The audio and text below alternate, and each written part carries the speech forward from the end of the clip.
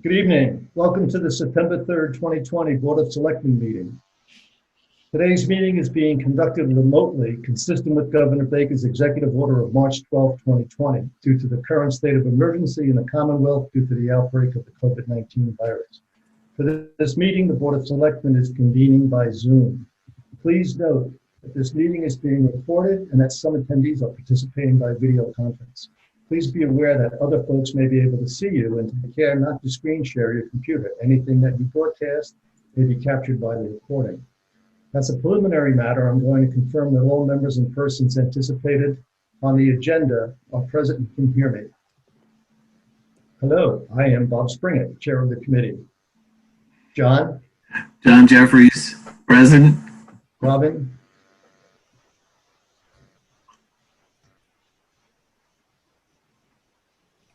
Still mute.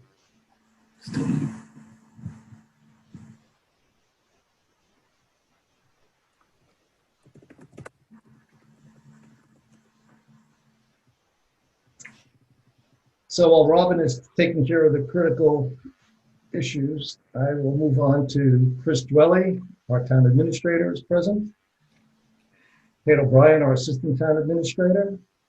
Present. And Dave Sullivan, our municipal project manager. Yep. And we have a guest, Bill Solomon, who will be presenting tonight. Hello. Okay, so is Robin still working on the problem? I think she's going to try to reconnect. Okay, so we'll just pause for a minute or two.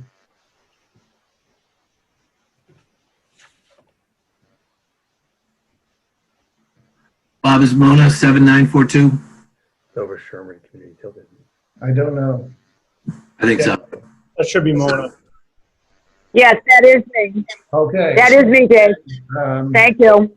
Mona Zulia, our administrative individual. I think we should just call Mona 7942 now. Okay, 794. I like that. I think you should. At one point, I did advocate, naming people numbers out of respect for Star Wars and Star Trek and all those kind of things. 7942 is a lot of numbers. He's incognito. That's right.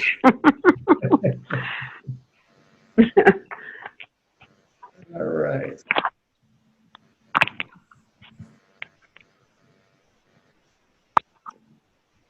So we see you, Robin, now. Can you hear us? I could hear you before. Oh, yeah, okay, so now we can hear you. So Robin Hunter? Right, present. Okay. Are there any community comments? I would like to make a community comment. All right. Please identify yourself and give us your address, because we don't know who you are. Right, sure. Caryl has been 2 Cross Street. I just wanted to take the opportunity to publicly thank Felicia Hoffman for the amazing job she did on Election Day and for the weeks and months before that with all the absentee ballots that she had to get out and the in-person early voting. She has done an incredible job, as would we expect from her. But nevertheless, I think she deserves a huge thank you. Well, I visited there. Thank you, Caryl. I visited the office this morning, and I went by the town clerk's office, and she said to me when I said, "Congratulations, well done," etc., that I'm tired. So I hope she takes the 3-day weekend that we have coming up and just takes it easy. But it was truly, from the town election through the town meeting, through the primaries, it was one heck of a good job. No question about it. And now she's going to start with the ballots for the election. She's taking the weekend off, Robin. She told me that. It's just never ending. No. But they have a terrific track record, and they did just a superb job. So it's a good thing to build on. Gives us all a little sense of pride and shared accomplishment. And thank you, Caryl. I think that's kudos. Well, I definitely echo your remarks. And she had a team of people helping her too. Yeah. Does anybody know the folks who were up on the stage that were doing the ballot aggregation part? And that was an amazing job as well. So not only, in addition to Felicia and all her people, Caryl, there was an entire separate group of people up on the stage that were doing the mail-in ballots and comparing the mail-in ballots to the ballots that were cast that day for not only Dover, but for other precincts. That was Wow. all part of her planning. Yeah. Yeah. Really well done. So thanks for mentioning that, Caryl. I think we all agree. Okay. So, item 1.1, Comcast license renewal overview. Presenters are Dave Sullivan and attorney Bill Solomon. Summary, Dover's cable television license with Comcast expires on December 31st, 2022. And attorney Bill Solomon will provide an overview of the license renewal process. So I'm going to turn it over to Dave and Bill. So this will be a very quick presentation for me because I will do the same that you have. I'm just going to kick this over to Bill just to discuss the process going forward and how I go about the renewal process. Great. Thank you, folks. Attorney Bill Solomon. Just briefly introducing myself, I've worked with the town of Dover before on a number of matters. I've represented Dover for 20 years in cable TV licensing. I handled the Comcast cable license renewal about almost 20 years ago. And then a second Comcast cable license renewal, and I handled with the town and committee, which was Bob DeFusco, who was a tremendous asset to the town and a pleasure to work with and a great negotiator. We handled with the town the Verizon license that was signed about 12 years ago. That's a 15-year license. So what's up now in a 3-year window is the Comcast cable license renewal. As you know, community television, Dover-Sherburne Community Television is an important part of your community. We now know from the COVID-19 experience how truly essential they are, more essential than people really ever understood in terms of making the government work, helping you with your technology, getting the message out. And the goal here is to continue and maybe expand and improve even their ability to do their job. There are a bunch of legal issues and policy issues in a cable license renewal. What we're having now coming forward on the 24th, if you so vote, is the beginning of that process. The town has received a opening letter from Comcast, and you're now having an initial public hearing. The Cable Act doesn't require a public hearing, but it requires outreach to the public. That's a great way to do it. So we're looking, and I'll leave to the board to have a hearing on the 24th. The town, with my assistant, will provide submit the advertising to the local newspaper, and we would invite folks to comment on 2 issues. Now, I did a memorandum, which I think you have, but if I'm able to share the screen, I also have another document I could just briefly walk through to give us a sense of what that hearing is about. So let me see if I can add that. I guess I need permission to share the screen. Is that doable? Sure. To you right now. All right. So let's see. Let me bring that up. Share screen. Let's see if that's the one here. It may not. Nope, that's the memorandum. I apologize. Let me find the other one. Well, maybe it was in this. Oh, no. Okay. It says Sudbury, but it shouldn't be. It's Dover. So, all right. So, just going through this quickly because I think it'll help us get set for the hearing. The hearing's held to identify the future cable-related needs and interests of the community. What is it that the community wants from cable going forward? And to review the performance of the operator. People have other thoughts or questions on cable, that's fine. There's some issues that are outside the board's jurisdiction, but folks can comment on any aspect of cable service in the town, because this is Comcast and not Verizon that we're having this hearing for. Who should participate? Any individuals, representatives of community-based organizations, youth, seniors, arts, cultural groups, open space and recreation, sports, historical groups, religious groups, and others.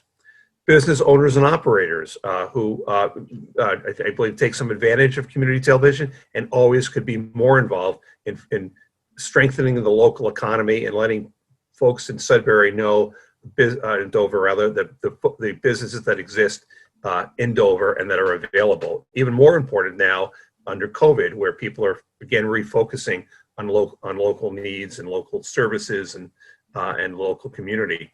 Possible areas of interest: public, educational, and government access. I'm sure you've heard, but that's PEG. That's a large area of what this negotiation is about. And improve and expanding PEG.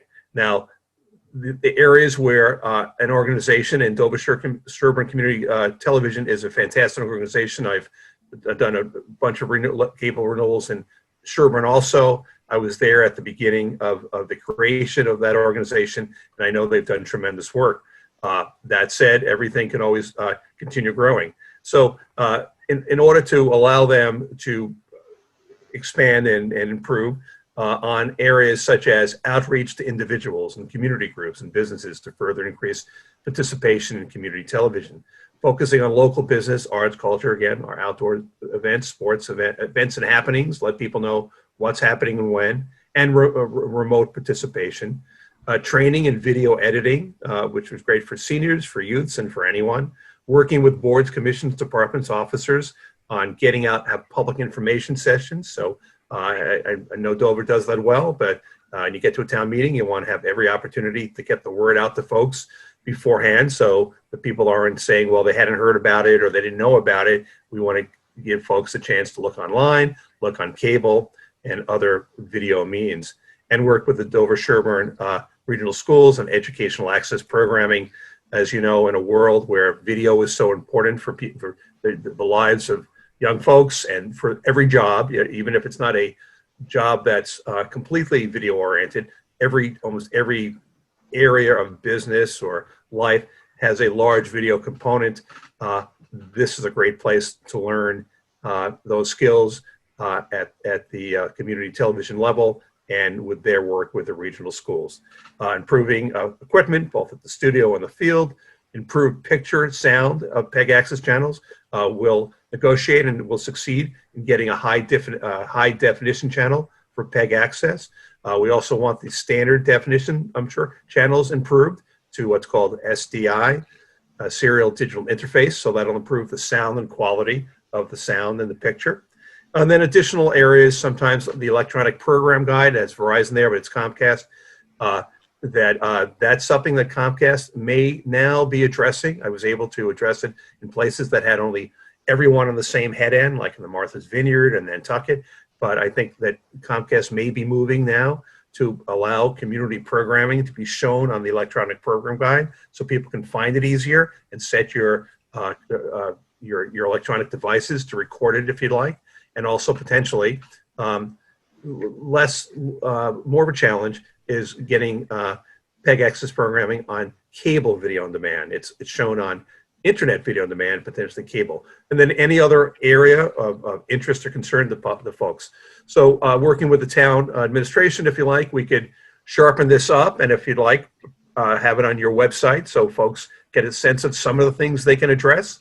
And I've met by phone today with representatives of Dover Sherburne Community Television, Mike Klein, the executive director, Dick Fishman, the treasurer, and we're going to speak again on Tuesday so they can get prepared to provide a presentation at the public hearing about what they're about, and have some of the folks, so both businesses and producers, and oftentimes students or former students who are in college or working, who've gone through the experience at Dover Sherburne Community Television, who can, in a brief way, but an effective way, talk about what it meant to them and what it means to them.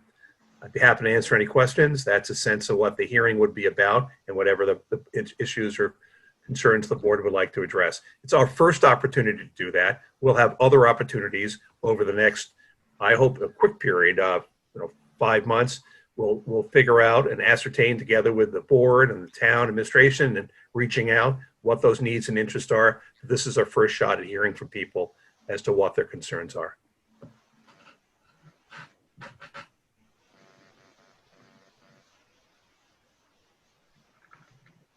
So John or Robin, comments? So, Bill, you just mentioned it's the first shot at the community outreach part.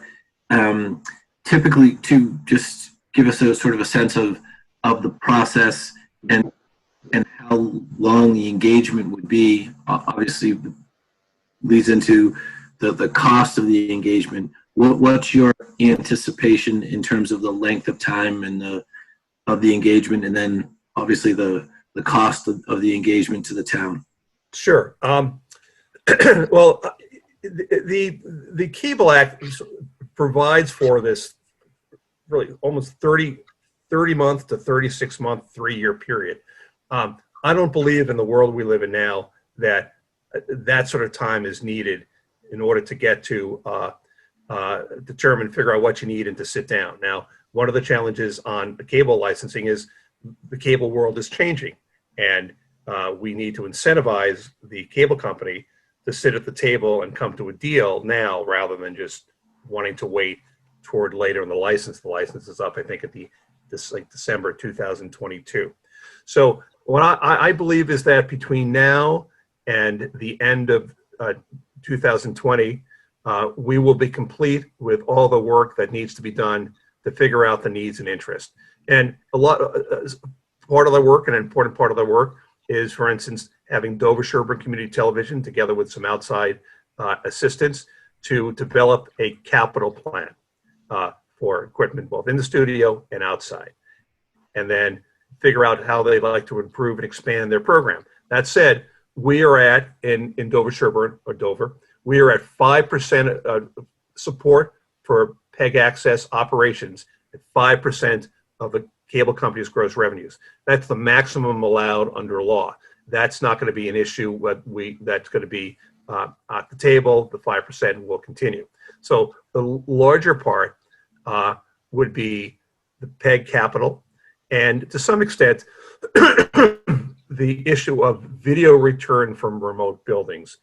In the last license, we were able to connect the studio to the townhouse, and we'll take a look to see if there are any other connections that would make sense to do either by fiber or otherwise. It may well be that's not the case. We've discussed, we have the issues with respect to high definition. So from my perspective, we could be ready potentially to sit down with Comcast in late November and December. Always a good time to negotiate a license. The challenge again is that it's a bit of a way off. We want to incentivize, as I said, Comcast to try to come to a deal. In terms of cost, I do everything I can, and I succeed in keeping the cost down. I don't believe, like I said, you need 3 years to figure these things out. Obviously, it depends on the other side. If after we sit down, we determine the needs, and we're unable to get to an agreement at one point, then we would go to a more formal process of doing more formal ascertainment, for drafting up a request for a proposal that they would respond to, and then potentially acting on that proposal if we hadn't reached an informal agreement by that time. In terms of cost, world would be under $10,000. We'd be materially under that. I mean, I think the challenge is not getting to where we understand our needs and interests. The challenge will be reaching an agreement with Comcast. They're a fair company, but it's a changing world, and they obviously have to represent the company. So I anticipate the final cost to Dover to be significantly below what an average town pays for a cable license, because of the way I do this, making sure that all the work I do is for the purpose of obtaining a excellent license and not just to go through the motions for 3 years. Thanks. Robin? Do you have a comment or a question? I do not. Okay. John, do you have another? No, thank you. So I'll just say that I was just surprised as you went through the presentation how much the world has changed. I mean, since March, so much has moved to obviously cable through the internet and so much. I think might be some interesting things that come out of this discussion, because just how we conduct business today is really it's very different. So I actually hopefully it'll be a fun thing to do, really. Yeah. Well, because the challenge is that the cable law still has these categories, and the support for your community television is based only, as you know, on cable services. Though we share 5% of the gross revenues in cable service, we don't share that in internet, much less telephone. That said, one of the things that I work on and I've been able to succeed with is making sure that the license is not gamed in a way that it predicts the world going forward. This is a cable license. Both sides, in theory, believe and agree that it should address cable, and it can't address issues outside of cable. So, for instance, if a cable company were to seek in a cable license to address a world going forward at whatever point where they weren't providing cable. I think cable will last for a long time as part of the panoply of services. But we certainly don't want a cable company to try to curtail or restrict the town's rights going forward in a partial or total post-cable world. So one of the things I want to do is preserve your flexibility going forward and not address non-cable issues in the future through this license. Just as our percentage of gross revenue is for cable revenue, that should be the limit to the license. And if a cable company wanted to say, well, if going forward we didn't provide cable service, we want this license to say we can still provide something else, well, on that area we'd say no, that'll be what it'll be. That law won't be made in Dover, but we don't want to address those issues in this license. We're limiting it to a cable license. Thank you. So with that, I look forward to seeing you, I guess, on the 24th. Yes, I look forward. I'll be working with Mike, and I'd say this: that in a good hearing, it's going to take a little time if it's Zoom, and so it won't be the same as in person. But this is our first chance, and also an important chance to set the framework and the mindset of Comcast and the public. And so, if we have folks, even if they just speak for a few minutes about issues or why PEG access or something else is important to them, that'll be very helpful. So I anticipate if we get enough people, it'll take a little time, not a lot, but that'll be worth it because we do this once every 10 years and Dover has done very well and we want to do very well again to show Comcast that this is an important part of your community. Okay, well, thank you. Again. Thank you very much. Bye-bye. Thank See you. you in a couple of weeks.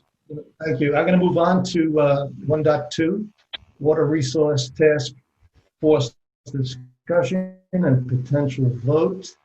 Presenter is Mrs. Hunter, but before we do, I have one thing I'd like to go over, if that's okay. So a while back, I had asked that Colonial Water give an update on what was going on in regard to the E. coli issue. By the way, who's on 1508-317-1495? Can you identify yourself, please?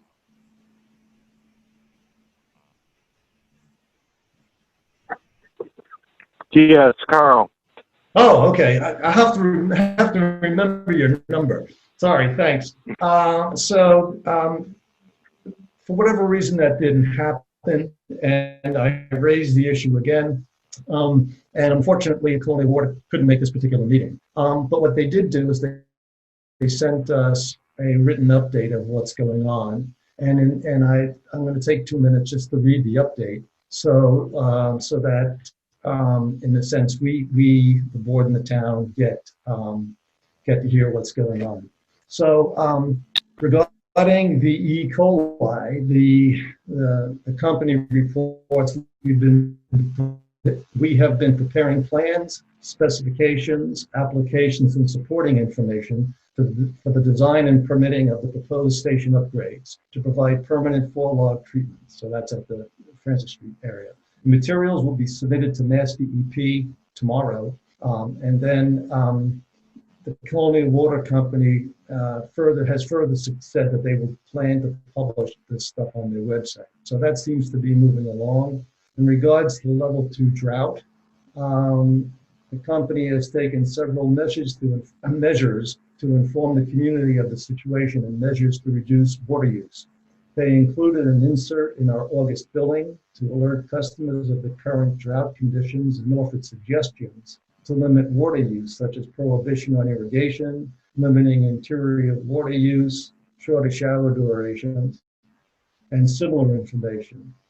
We, the company, regularly use our RAVE messaging system to inform customers of the drought and prohibition on irrigation. Signs urging the conservation of water have also been posted on sandwich boards in several areas of the system. I saw one today on that had to do with the showers. The outreach and suggestions have been successful thus far. The level 2 drought was declared that there was over a 30% reduction in overall production at our Francis Street facility, our largest producing well field, between the first and last half of August. It appears that many customers are curbing their use, as the numbers indicate.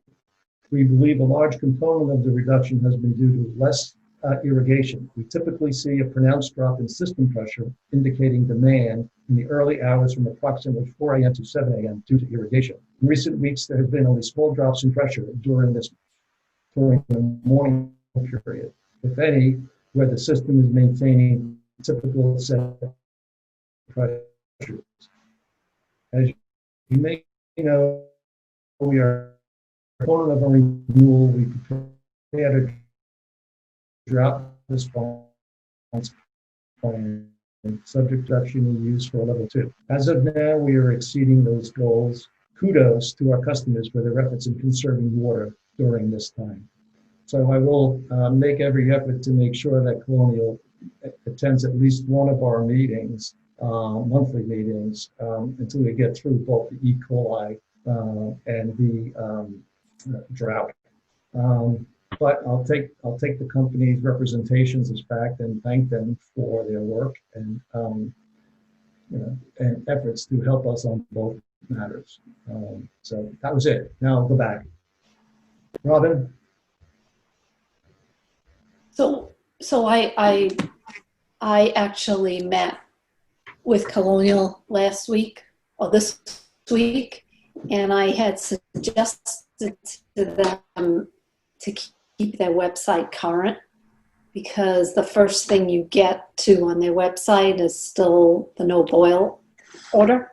And I told them, as a customer, it's the first place I go now. So I'm not alone. So I would strongly suggest that they keep it current. Websites are tough things. Right. So they said it was a good suggestion. So we'll see.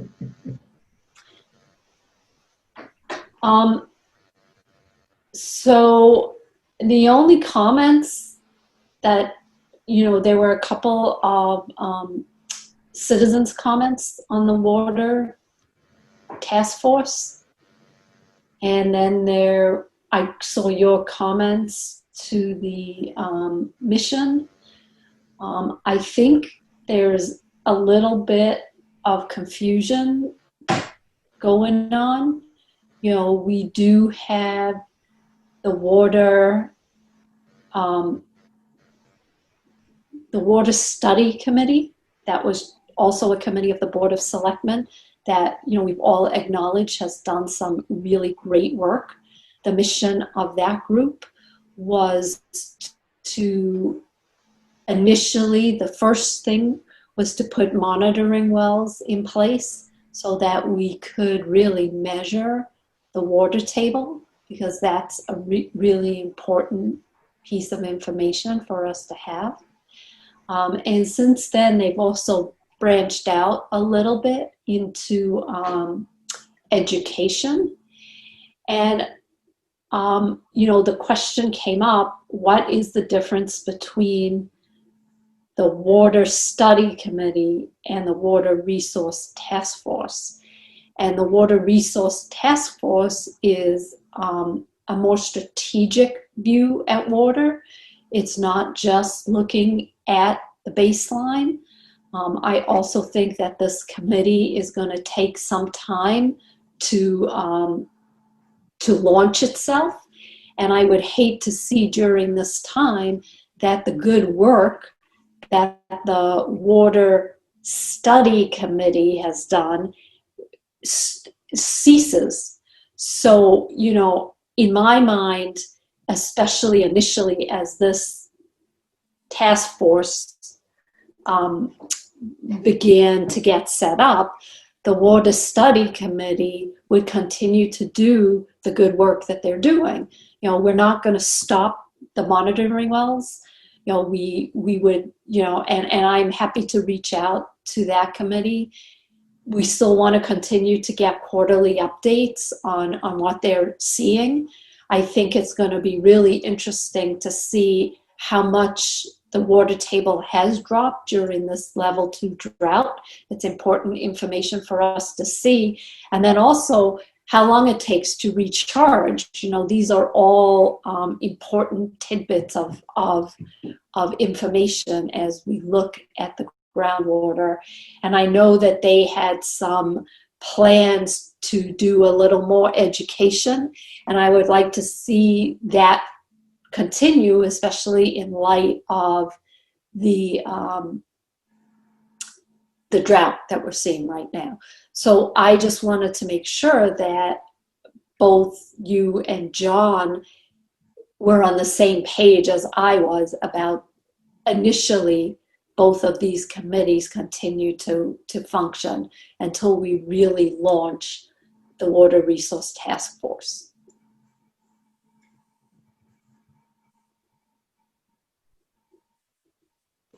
John? Thank you, Bob. And Robin, thank you. I agree. In summary, I think the messages to both to everyone and to the water study people and the work the water study has done, that it will continue, and that it's an important fact. It's an important aspect of everything we're looking at going forward, and that the strategic task force is working on many different levels. The components of the water study and the water study findings are going to be critical to the task force, as are many other factors. So I think that's a very good distinction to have as we begin the process. Right, and I just want to make sure that all the members of that water committee task force understand how appreciative we are of all the work that they have done and continue to do. Great. Excellent work. I mean, there's no question. A lot of work and a lot of very good work. And I did reply to a couple of people who sent comments. To me, it was pretty clear. I mean, water is. I mean, there's a couple of things. I said this at our last meeting. There are a couple of 2 or 3 things that are in the long-term strategic interest of the town to get their arms around. Certainly, water is one. I think energy is a third, and the whole area of open space is another one. So, when I looked at the original work of the Water Resource Study Committee, it was sort of pretty targeted. I agree with Robin that it's clear that we need to take a broader view, it affects every aspect of the town. It crosses multiple sort of quote jurisdictions, and it's going to have. And I think it's best. The strategic initiative is best sort of led from the Board of Selectmen.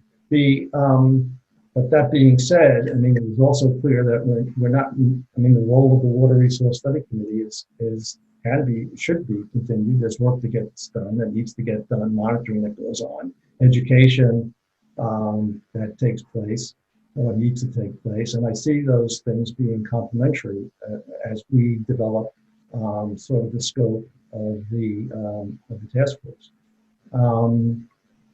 So yeah, I think it sounds like from listening to John and listening to you, and hopefully listening to me, that we're pretty consistent. Right, because I really think, and I mean, Colonial was able to validate this. Just the signs, I really think when people see signs, they consciously think about what they're doing with water use. And we've never really had signs, and the sign in the town green, and the signs all around Dover, and then, you know, today or yesterday, the Colonial signs. All of this helps because people just think twice about utilizing water, especially for irrigation. Agree. Okay. Caryl, you had your hand up. Thank you. I couldn't agree more, and I just want to emphasize again, at least from a personal standpoint, which you also saw in my emails, that you know, I view the water situation on both, as you said, a strategic level, no doubt about it, clearly in the responsibility of the executives of this town, being the Board of Selectmen, and then there's the shorter term tactical issues. And the you know, the signs that you've seen up in the banner, and the educational plan that the Water Study Committee is putting together are tactical. And if you've had the opportunity, which I hope you've had, just to read 1.5 pages of a 85-page report on Kleinfelder, that they're good. That you'll see that their recommendations are both strategic and tactical. Right. So we have a committee meeting next week, and I think my takeaway, and please correct me if I'm misunderstanding, but my takeaway to the committee from this meeting tonight is that those recommendations from Kleinfelder that are tactical, having to do with education, you know, your short-term water conservation type efforts, exploration of bylaw regulations, legislation to impact conservation of water in Dover, are tactical issues that the Water Study Committee should continue to work on. A lot of the other issues, the other recommendations, are your longer term strategic issues. So I'm hoping that that's the understanding that I can take to them. Robin? Right. So the only one that, and I'm happy to work with your committee on it, is the bylaw issue. I think it's both strategic and tactical, but I agree we need to, you know, what the residents of Dover need to understand is just because you're looking at something doesn't mean it's going to become a recommendation, but we really do need to look at what other towns have been doing with their bylaws to help assist with water conservation. Because I think the summer just, again, was a reminder of how vulnerable we are to water. So that's the only initiative that right now dovetails with what this committee's doing. But, you know, to be honest, I think it's going to take a good 2 to 3 months to get members up and running. And I just don't want to lose momentum. You know, it's critical that we keep moving this forward. We don't have time. Time is not on our side here. So, you know, I think we're all adults and we all know how to play together in the sandbox, and I expect we'll do that. Looking forward to it. Bob, the only thing I would add to that is the component that Caryl mentioned in her email, and she has mentioned a couple of times, the water water study and the Kleinfelder report and a lot of things that we've been focusing on the consumption side, there's a common thread that runs between Colonial Water, the limits that Colonial Water is allowed to pump, and consumption. And we really have to do a better job at in our conversations, our reporting, in our education, that over pumping is overconsumption. So, including private wells, John. yeah. So you have that private, which is good. That's a very good point, Mr. Chairman. The private well part, and the private well is a, no pun intended, standalone. And I'm not even going to say that we have to drill down to, right? That wouldn't be prudent. But it is. There's this common thread that we really have to address, that we have to get our collective heads around. So, You know, it was interesting in that Colonial Water Committee meeting, Board of Selectmen's meeting that you had, where there were tens, if not hundreds, of folks involved. 186. No, the big one. There were a couple of them. Yeah, there were a couple. Holds the record.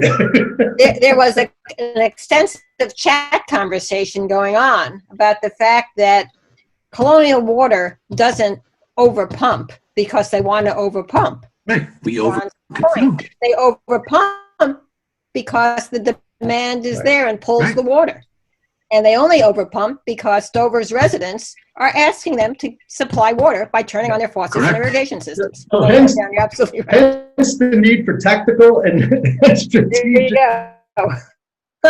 Right, and you know, and I've had some conversations with people in my neighborhood that's serviced by Colonial, and their solution to the drought is to drill their own well. And I've tried to, explain that we're all accessing the same groundwater. So, you know, you may not be able to have green grass. And what should be a lesson to all is the last couple of weeks with the rain, the grass is green again. Even in the town hall, which was really orange, everywhere the grass is green. That's again. because Chris and Carl have been secretly watering at home. I had that conversation just yesterday, as a matter of fact. So, Robin, the only other piece is sort of my editorial comment. Right, so your biggest comment was about the composition of the committee? Right. And you know, the way I envisioned this committee to be was to, you know, the committee needs to rely on town staff to help do all the work. Yep. A good strategic consultant that we can work with as a town that understands what our mission is. So, and I think that the three critical individuals from the town are the ones that you identify. You know, definitely this new. I'm not sure if town planners the title. It's a bigger. The land use person, the superintendent of water, and the town administrator, because I think what we're going to find really quickly, because the two aren't separate, is water and the future development of Dover are tied together. Yep. So what does that look like? And I think we're going to have to look at a number of other bylaws, not just the water bylaw, because I don't know, personally, I am tired of being reactive. I want to be proactive, even when it comes to development, because some kind of development is going to happen in town.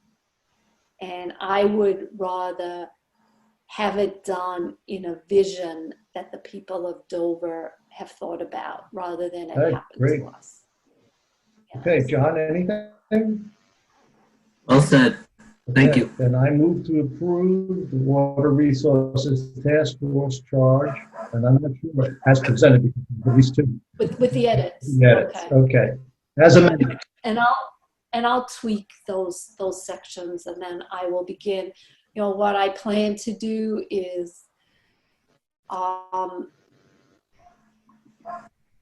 put something on the website so that if people are interested and have a background, Yeah. citizens at large, if they want to put their CV on there and apply, so to speak, and then I will reach out to them. Yeah, and I also just asked for Caryl. I sort of just asked people if they had recommendations of people who they thought. Right, and I'll do that. I'll do that too. Um, And, you know, and if anybody, I mean, Caryl Lisbon, you're on a lot of committees. If there are people that you know of that might be interested, just if they can send their CV. Yeah. And again, the thing that worked well with Caryl was stakeholders.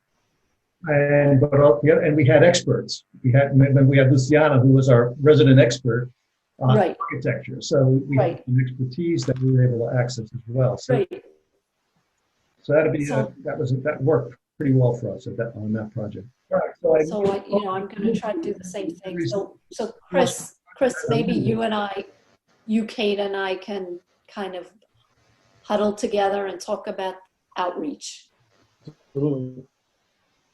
Okay. So I need a second. Seconded. I'll second. All right. All in favor? Hi, Bob Springer. Hi, John Jeffries. I, Robert Great. Hunter. On to the races. Item 1.3, approve October 2020, May 2021 calendar of events, which I didn't see. But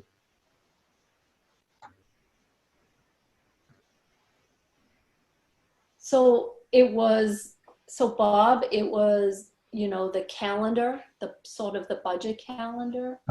So it was Friday, October 9th, you know, capital budgets are due November 19th.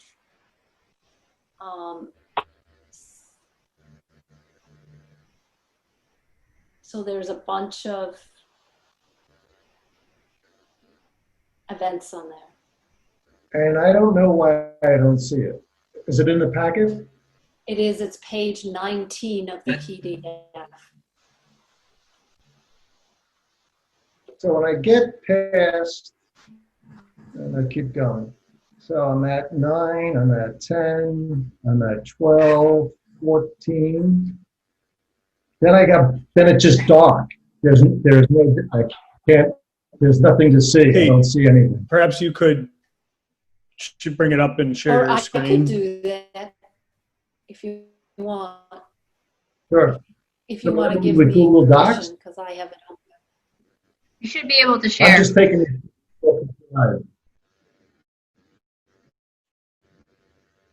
I'm sorry, Kate? Oh, I was just responding to Robin. She should be able to share the screen if she wants to, or I can. Here it is.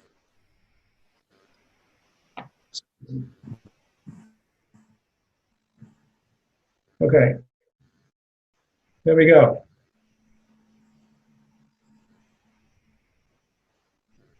Here it is. So just Okay. by way of background for the board, this is the annual calendar of events that the board and kept the dates and the timeframes very similar to the timeframes that have been used in the years past, except for those that are statutorily required, such as the town meeting date. So that is, this is the outline of our key dates this year as it relates to budgeting So I move and to town meeting. approve the calendar, town calendar events. Seconded. John as Jeffries. presented.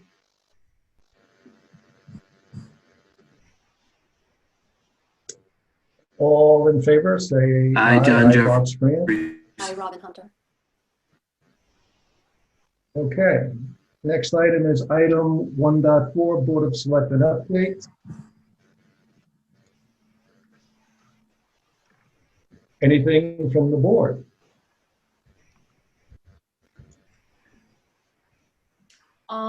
So, you know, I did have a short meeting with Colonial Water. Yeah. And they did give me the information that you had presented at the meeting. One of the interesting, so they expect to have the final system put in place and operating by Thanksgiving. So they had talked about October, so it's a month beyond that. Right. So they expect it to be completed and installed. That's what they mentioned.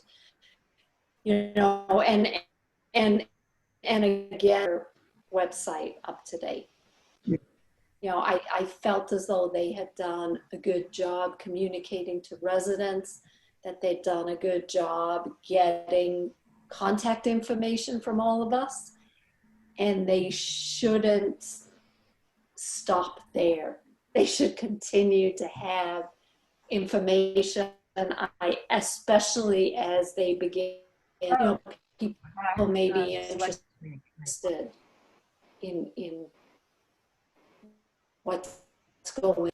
Yeah, that's why I invited them to come and make a brief give brief Right. updates at our meeting. Right.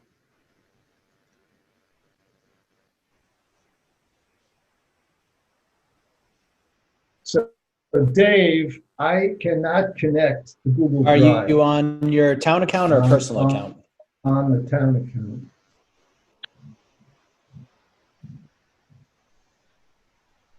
So that's, And what is it?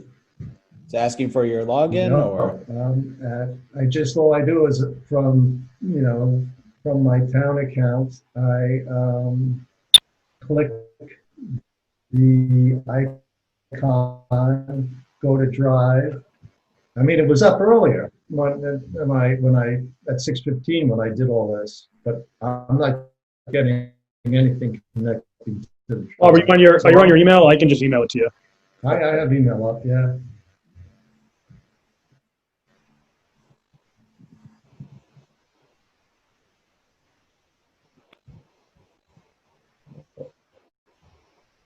Give that a shot when you receive it. So Bob, I do have one question for you. I know you attended the Warrant Committee meeting yesterday evening. I did, but it was a secret. It was top secret, double secret probation. I can't possibly reveal anything that happened at that meeting under penalty of having to drink martinis. All right. But I will tell you that it was really an organizational meeting, Right. and so there wasn't really a tremendous amount of information that was passed back and forth. I had a meeting with Chris this morning as well, and one of the topics that did come up last night was they were thinking about how they operate and sort of the steps that they generally go through, and in particular how they might have to change how they approach things given hit town meeting inducted, right? So I think it's something that, again, when I spoke with Chris this morning, I think having a little bit of a forward lean into town meeting in 2021 would not be a bad thing for us to sort of start to plan and consider, much the same way that Felicia handled the elections. I talked to Chris about whether or not, I mean, there's an awful lot of, I'm doing two things and I'm just getting confused. We've benefited benefited in many ways from moving to Zoom and moving to remote participation and seeing increased participation from the citizenry, etc. I clicked on it, Chris, and I'm not getting anything. And Chris and I had talked about this a couple of weeks back. I mean, it seems to me it would be in the interest of the town to recognize that moving to a different technology platform for a lot of these meetings, doing remote participation, et cetera, it's in the interest of the citizenry, as well as in the interest of the various committees and boards who could just easy to conduct business. Now, maybe not all the time, but I'd like the board to at least start to consider whether or not we should be sort of lobbying through our representatives in state senate to try to get some of these benefits extended long term and have laws changed to promote the multi-use of the technologies to help really, have more participation in government. But I thought Chris was sort of interested in that, and he can speak to it. But it really comes down to, I think, as we get into town meeting, and I'm going to say we should plan to have COVID. It should be a COVID plan meeting because we have no other, sort of hard factual knowledge to go away with that.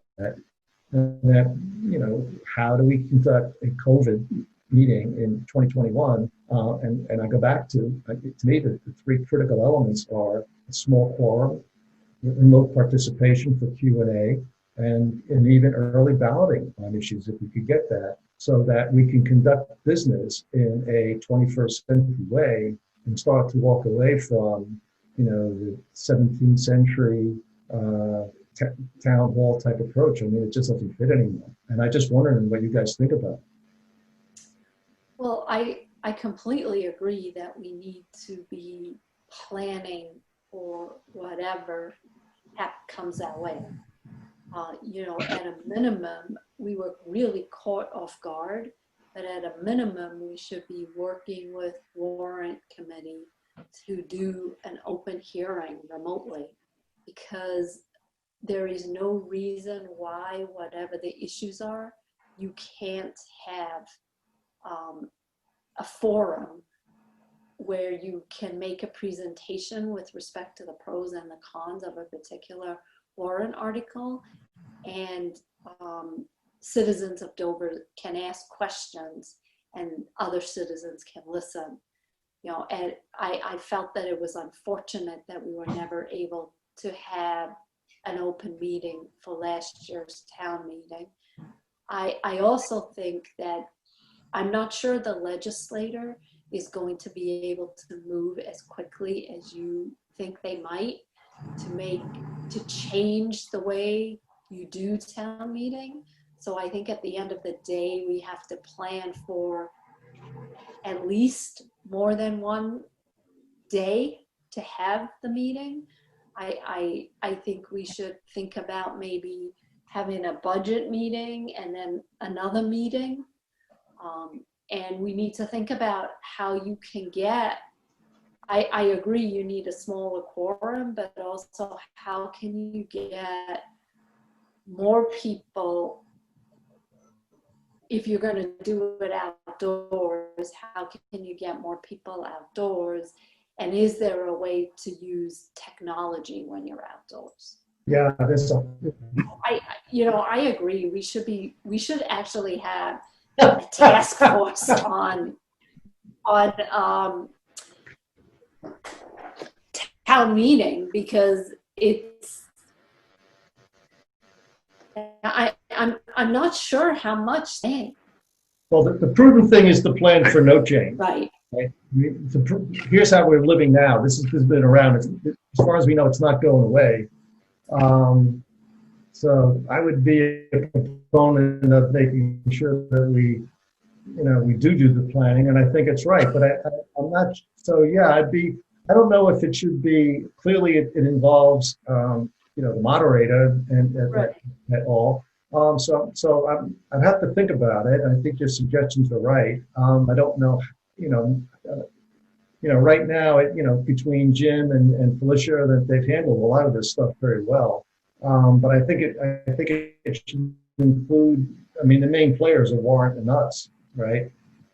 Well, I think and Felicia Yeah, and Jim. Felicia and Jim. Yeah, absolutely. And you know, Chris, I don't know, in town administrator meetings or forums, I'm sure other towns are thinking about this as well. I don't think they are. I mean, there's still quite a few communities who are just figuring out their last year's town Okay. late. So, but not a bad thing to be forward thinking on this. Right. You know, and Dave, maybe from a technology standpoint, you can think about, you know, I felt as though Colonial worked really well. You know, we had a lot of people. I don't ever recall having 100 people at the open hearing, Right. but I think we were able over Zoom by having somebody monitor the chat line to answer all the questions that were posed to us and get answers to them. So I really think we could have very efficiently open hearing using Zoom or Google Meets or. I agree, Robin. In two of the colonial, or maybe three of the colonial meetings, we had over 140 attend. 140, probably more than 150 or 160, because there were oftentimes couples, more than one person at their monitor. So 156 monitors at one point in time, with more than one person at several of the monitors. And I will say, everybody that I've spoken to post the E. coli colonial water situation thought that both the town, the administration, the communication, and colonial water response, as well as our response, went very well. I haven't heard a single person complain about the process in any way.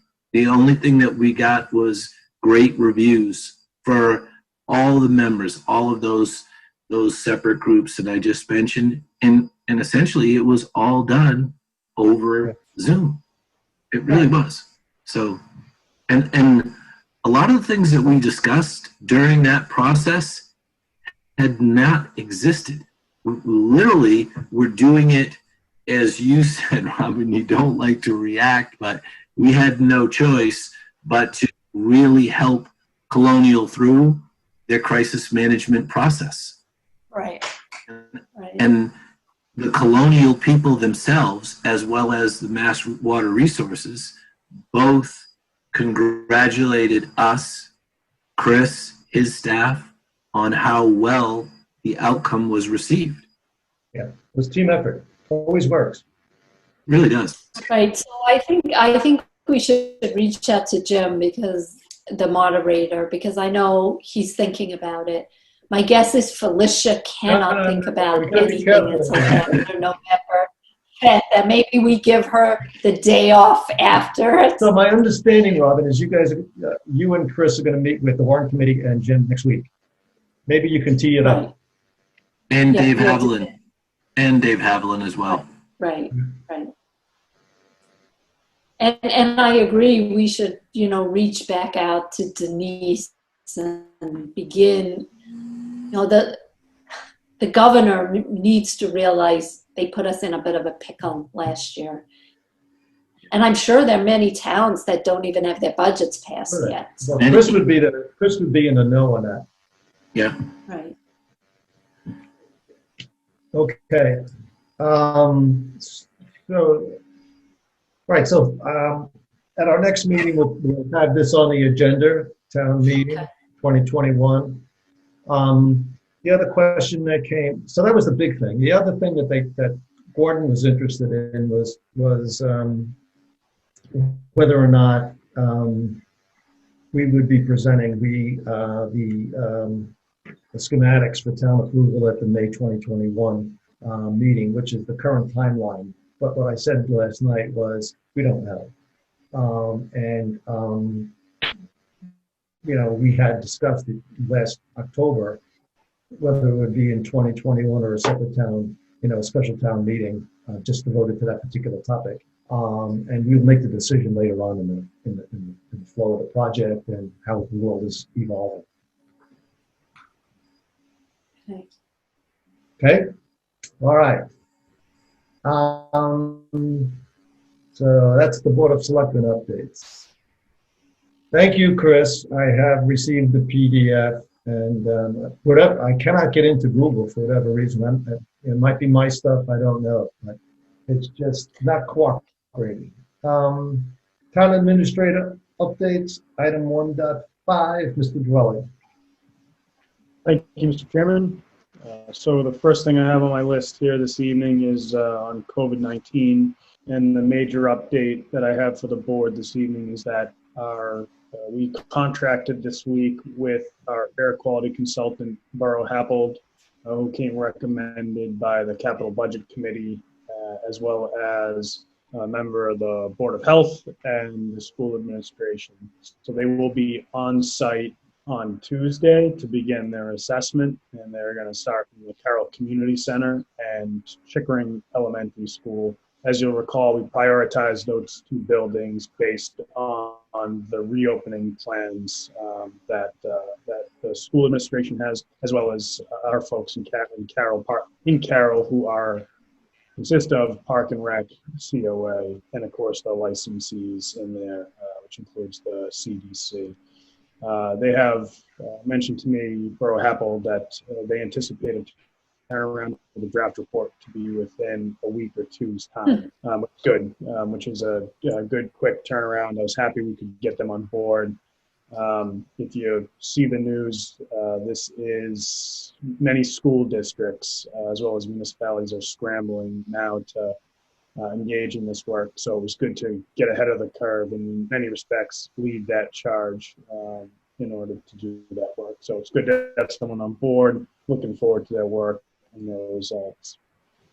The next item I have for the board, I've got nothing major on the tab this evening, nothing major on the Caryl Community Center building project, nothing major on Hale. A few other things that I would like to mention. One is we are slowly getting our complete space needs study in place. So we do have a draft report in hand, but what we don't have is the cost estimates and the schematic designs of the options. So the visualization and the cost that is associated with the recommended plans. So once I have both of those in hand, we'll get those right over to the board.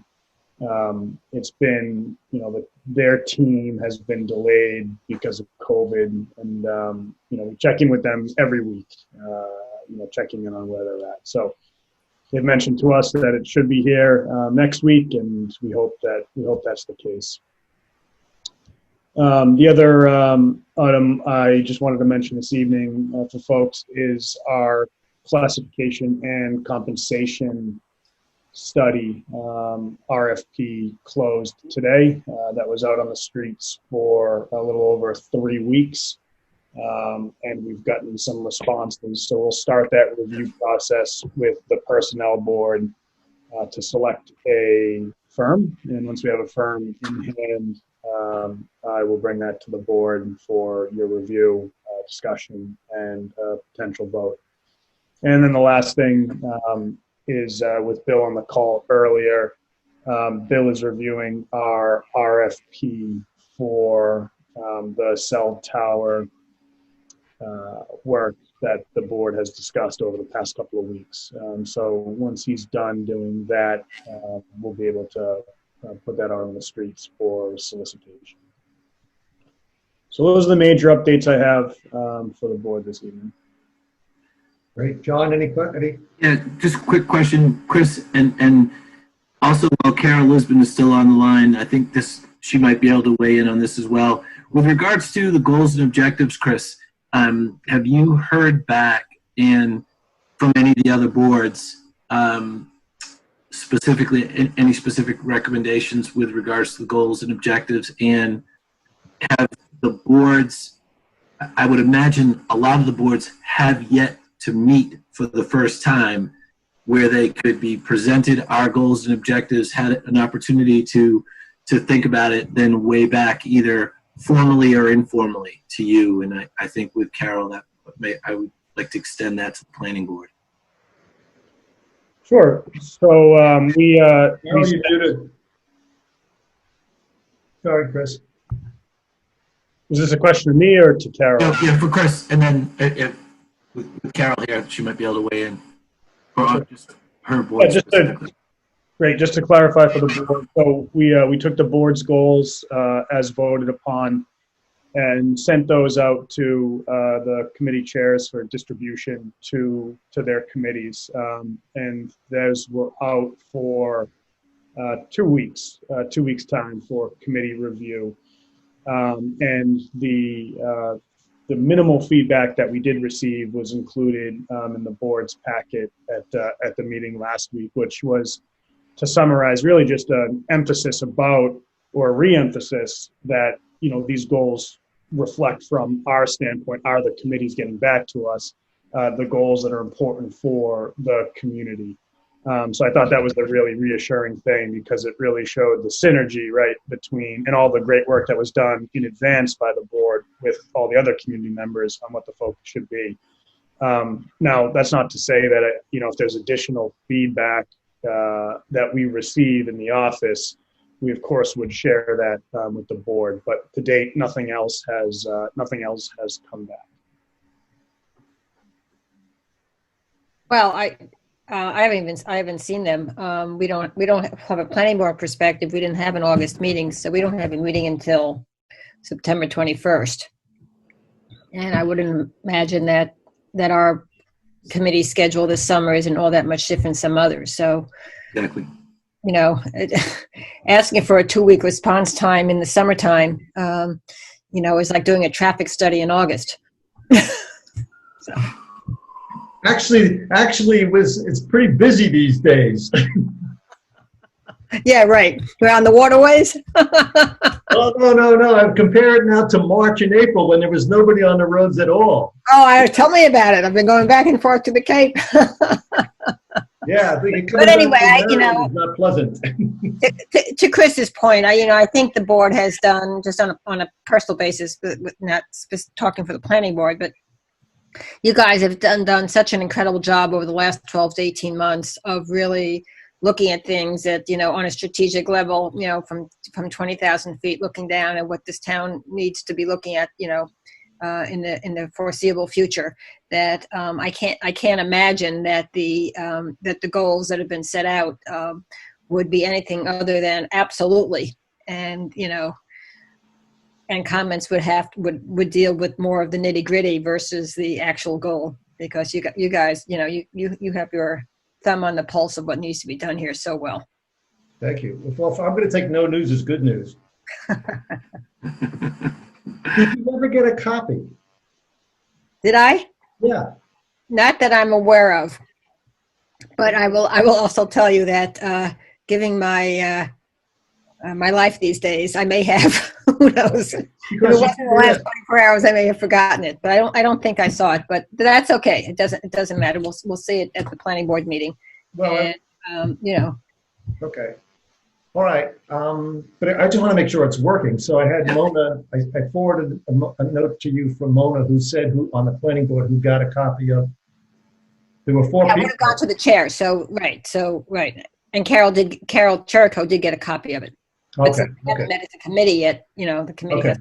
I would have thought you would have sent it around, but what do I know? Well, again, it's the summertime. Okay. Chris, you finished? Robin, do you have a question for Chris, or can we move on? We can move on. Okay. Oh, God, consent agenda. That means we're getting close to the end. Thank goodness. Summary, approve open session meeting minutes for June 11th, June 18th, June 24th, and June 25th, 2020. I move to approve the consent agenda as presented.